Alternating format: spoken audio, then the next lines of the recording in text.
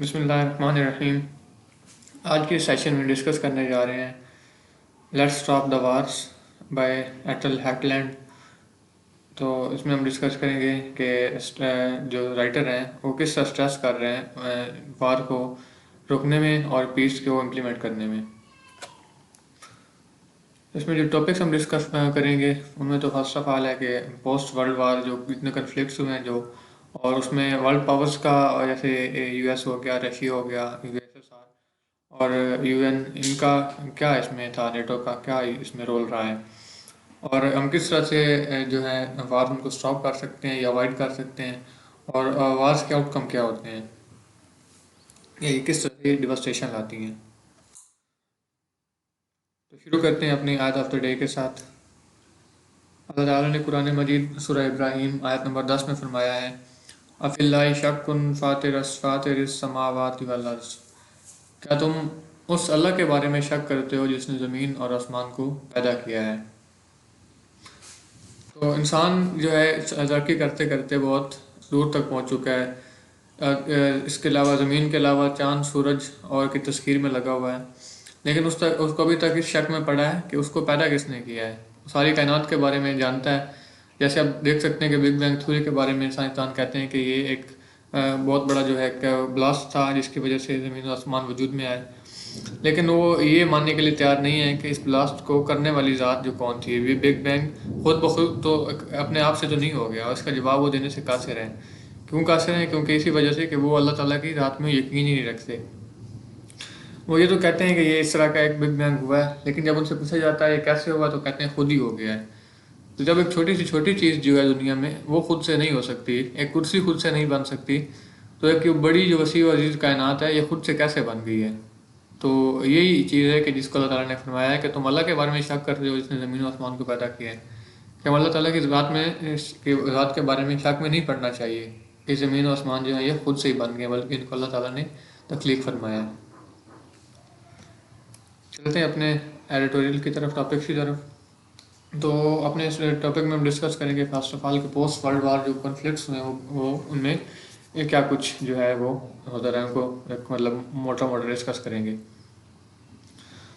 तो European countries वो अभी तक जो है इसी चीज़ को वो कंसिडर कर रहे हैं कि वो जंगी जो है उनके वो लड़ भी रहे हैं अपनी साइड पे, और उनको जीतने के लिए भी जो है वो कोशिशें कर रहे हैं, और वो समझते हैं कि मिलिट्रीली जो वार्स हैं वो अभी भी जीती जा सकती हैं।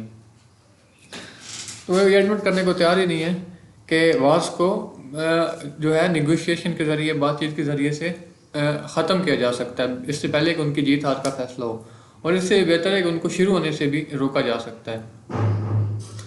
तो ये हमारे जो है इस टाइम की ये एक सबसे जो है बेहतरीन थिंकिंग कह सकते हैं कि वार्स को विन और लूज़ की बजाय उनको पहली बात तो शुरू ही ना होना दिया जाए, अगर शुरू हो जाए उनको एक टाइम पे ही स्टॉप कर दिया जाए। तो ये विनिंग और लूजिंग का जो कंसेप्ट है ये अभी हमारे यहाँ इसको आप नहीं कह सकते कि लागू नहीं कह सकते कि अभी भी इम्प्लीमेंटेड है। अगर यूएसए को भी देखें तो मतलब ये बहुत सी पीस के ये दाई होते हैं यूएसए वाले, यूएसए की जो है गवर्नमेंट बहुत पीस को सपोर्ट करते हैं, लेकिन इनको देखें तो ये पोस्ट वर्ल्ड वार भी ये बहुत से कन्फ्लिक्ट्स में तकरीबन 100 के करीब जंगों और कन्फ्लिक्ट्स छोटे बड़ों में ये इन्वॉल्व रह चुके हैं, और ये हमेशा सही साइड पे नहीं हुए। कई दफ़ा ये अप्रेशन के तौर पे भी सामने आए हैं, अप्रेसर्स के तौर पे भी सामने आए हैं। यूरोपियन कंट्रीज़ को देखें तो ये भी बहुत से कन्फ्लिक्ट्स में इन्वॉल्व हैं।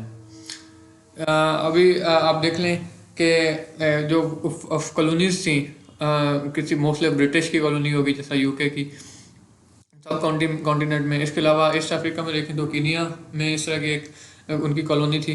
तो वहाँ पे जो जिन्होंने उनकी कह लें कि इंडिपेंडेंस जो वार्स थी उनकी, उसमें इन्होंने बहुत ब्रूचली उनके साथ ये जो सलूक किया है वहाँ पे जो रहने वाले लोग उनके साथ, कॉलोनियल जो स्टेट्स थी जैसे यूके हो गया, तो उन्होंने उनके खिलाफ जो है बहुत ब्रूचली उनको मतलब मैसेकर उनका किया है, जिनमें आप केनिया की वार ऑफ इंडिपेंडेंस में देखें तो माओ माओ अपराइजिंग जो है ये 1952 से 1960 ये एक बहुत बड़ा डिज़ास्टर था वहाँ के लोगों के लिए। रशिया का देखें तो सोवियत यूनियन 1989 18 और 1991 में जो फॉल हुआ, तो उसके बाद ये बहुत सी वार्स में शामिल रहा, कॉन्फ्लिक्ट्स में शामिल रहा, अपनी यूरोप के साथ भी, और दूसरा जो अपनी पोस्ट सोवियत स्टेट्स थी, मतलब सोवियत यूनियन के डिसअसेंबल होने के बाद जो स्टेट्स वजूद में उनके उनके खिलाफ काफ़ी कॉन्फ्लिक्ट्स में ये इन्वॉल्व रहा है। अच्छा देखें तो एक क्वार्टर 1/4 जिसकी टेरिटरी है वो यूरोप में आती है। और इसका मॉस्को का कैपिटल है जो इसका रशिया का, वो भी यूरोप में ही आता है। रशिया की जो पॉपुलेशन है वो भी 80% जो है वो यूरोप में ही रह रही है।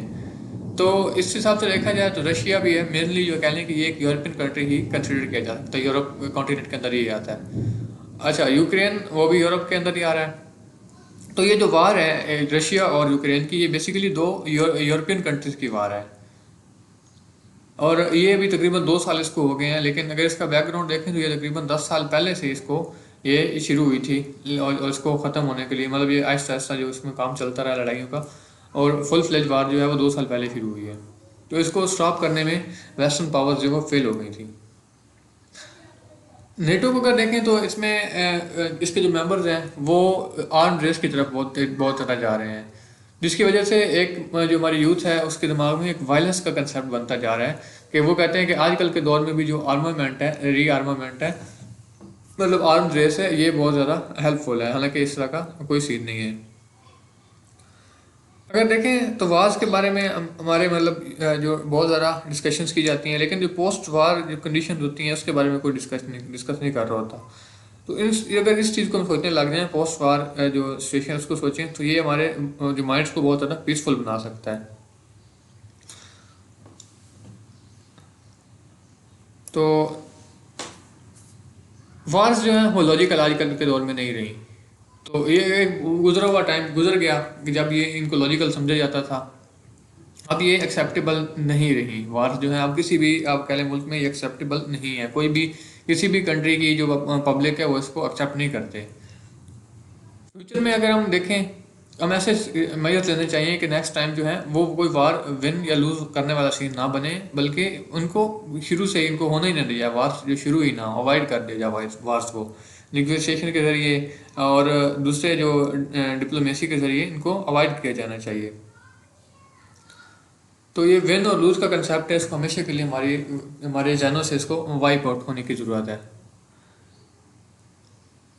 प्रेसिडेंट तंजानिया के फार्मर प्रेसिडेंट हैं, उन्होंने एक मतलब कहा था, वो एंटी कॉलोनियल एक्टिविस्ट भी रह चुके थे। तो वो कहते थे कि हमें एक गरीब आदमी की जो है सफरिंग और उसकी जो फीलिंग है, उसकी जो सोरो फीलिंग्स हैं, उसके बारे में तो हम रहम तो उन पे आता है, लेकिन हम कोई भी प्रैक्टिकल काम उनकी सिचुएशन को चेंज करने के लिए नहीं करते। हमें मालूम है कि अगर इक्वलिटी आ जाएगी और डेमोक्रेसी जो पूरी थ्रू आउट द वर्ल्ड आ जाएगी, तो इससे क्या होगा कि हमारी जो हम गरीब हैं वो अमीर होने लग जाएंगे, उनकी वेल्थ जो इंक्रीज होने लग जाएगी। ना सिर्फ हमें वर्ल्डली जो है वो वेल्थ मिलेगी, बल्कि स्पिरिचुअली भी हम काफ़ी वेल्दी हो सकते हैं। हम पीसफुल माइंड के साथ बहुत ज़्यादा अपने आप को प्रोडक्टिव बना सकते हैं। तो इससे जो पीस का जो एक है माइंड सेट, इसको बनाने के लिए बेसिकली स्कूल एजुकेशन से इसको शुरू करना पड़ेगा। इसके अलावा तमाम सोशल रिलीजियस एस्पेक्ट्स में इसको मर्ज करना पड़ेगा। जब पीसफुल माइंड बनेंगे, जब वार्स नहीं होंगी, तो क्या होगा, हमारे पास मनी सेव हो जाएगी। जब मनी सेव होगी तो हम इसको डेवलपमेंट में भी यूज़ कर सकते हैं। वार्स नहीं होंगी तो मिलिट्री इक्विपमेंट खरीदने के लिए, उसके अलावा जो पर्सनल होते हैं मिलिट्री के, उनके लिए आपको ज़्यादा मनी एलोकेट करने की ज़रूरत नहीं पड़ेगी। तो डेवलपमेंट जो है वो बढ़ सकती है। अब देखिए, अगर तो पाकिस्तान और इंडिया है, तो अगर ये अपनी मिलिट्री कैपेसिटी को बढ़ाने की बजाय आपस में पीसफुल तरीके से रहें, तो इनकी जो वहाँ पे दोनों तरफ में जो गरीब आवाम है उनको इससे बहुत फ़ायदा हो सकता है। उनको बहुत डेवलपमेंट के चांसेस मिल सकते हैं, वो प्रॉस्पर हो सकते हैं, अगर जो है दोनों तरफ जो है वो पीसफुल माइंडसेट बन जाए तो।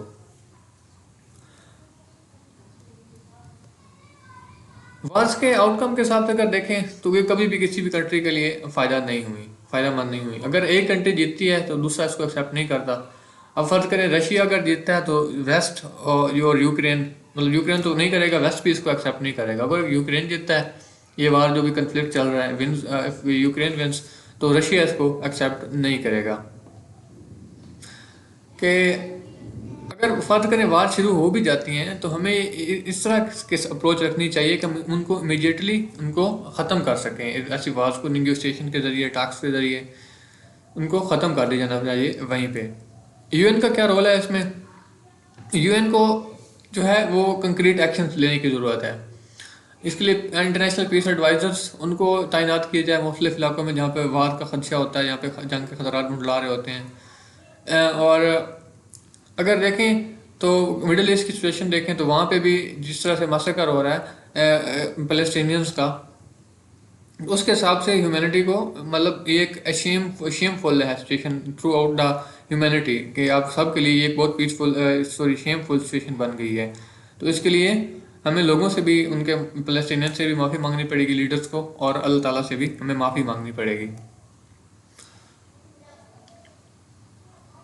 अगर हम क्यों इस बार बार ये कह रहे हैं कि विन और लूज की सिचुएशन जो है वो नहीं होनी चाहिए। अगर एक किसी भी वार में कोई विनर होता है तो वो सारा कुछ उसके हाथ में आ जाता है, वो तमाम किस्म के वहाँ पे लॉस बनाता है और उनकी इवन इकॉनमी तक को अपने हैंड में लेता है। और पोस्ट कॉलोनियल जो मतलब उसकी वार के बाद सॉरी जो सिचुएशन बनती है वो भी वहाँ के लोगों के लिए बहुत नुकसानदेह होती है। तो लोगों के माइंड पीस को एक्सेप्ट करने के लिए बड़े देर तक जो है वो तैयार ही नहीं हो पाते। तो एक लंबी जो है चेन शुरू हो जाता है मुख्तलिफ इस तरह के रिएक्शंस का और एक्शंस और रिएक्शंस का, जिसकी वजह से वहाँ के लोगों का जो अमन सुकून है वो हमेशा के लिए ख़राब हो जाता है। अब अगर मिसाल लें हम अफ़गानिस्तान पे जो वेस्टर्न इन्वेजन की अमेरिका ने, यूएसए ने और उनके नेटो ने जो अटैक किया था उसकी मिसाल लें तो वहाँ पे 21 साल तकरीबन उन्होंने 20 साल उन्होंने वहाँ पे लड़ाई की है। लेकिन आउटकम क्या निकला है इसका कि जो वहाँ का इंफ्रास्ट्रक्चर उन्होंने तबाह किया अफगानिस्तान का, 1000 ऑफ कैजुअलिटीज हुई हैं, बहुत से लोग वहाँ पे वो शहीद किए गए हैं। और वहाँ पे इतना सब कुछ करने के बावजूद वहाँ पे अभी तक भी तालिबान का ही मतलब उनकी हुकूमत कायम है। वही कंजर्वेटिव माइंडसेट जिससे जैसे यूएसए को नफरत थी वही अभी तक वहाँ पे कायम है। तो उसका यूएसए को कोई फ़ायदा नहीं हुआ। कंक्लूड करते हैं कि हमें सबसे ज़्यादा कंसर्न जो हमारा चाहिए वो पीसफुल माइंडसेट के लिए होना चाहिए कि हम किस तरह से मुख्तलिफ जो वार्स हैं उनको एंड कर सकते हैं और उनको अवॉइड कर सकते हैं। पीस निगोशिएशंस, अगर वार शुरू हो जाए तो उसको मतलब उसकी विन और लूज सिचुएशन बनने से पहले उसके निगोशिएशन के ज़रिए से वहाँ पे अमन जो है वो कायम हो जाना चाहिए। और मुख्तलिफ वार्स में जो अमेरिका का इन्फ्लुएंस है, यूरोप का इन्फ्लुएंस है मुख्तलिफ कन्फ्लिक्ट्स में, उसको भी जो है क्लोजली मॉनिटर किए जाने की ज़रूरत है। वोकेबलरी की तरफ आते हैं। Naive having a lack of knowledge, judgement और एक्सपीरियंस, सादा लोग बंदे को कहते हैं जो सादा सादा होता है, जिसको ज़्यादा समझ बूझ नहीं होती। डिसइल्यूजन होता है, disappointed and unhappy because of discovering the truth. Unfolding होता है, एक्सपेंडिंग, स्प्रेडिंग। आर्टिकुलेशन होता है, shape of manner in which things come together, किसी चीज़ को ज्वाइन करने को आर्टिकुलेशन कहते हैं। डिस्कोर्स होता है, कम्युनिकेशन ऑफ थॉट्स। क्वेश्चन है हमारा आज का कि नेटो NATO इसका ये किसका एब्रीवेशन है? NATO stands for what? Right the answer in the comments box. Thanks for watching.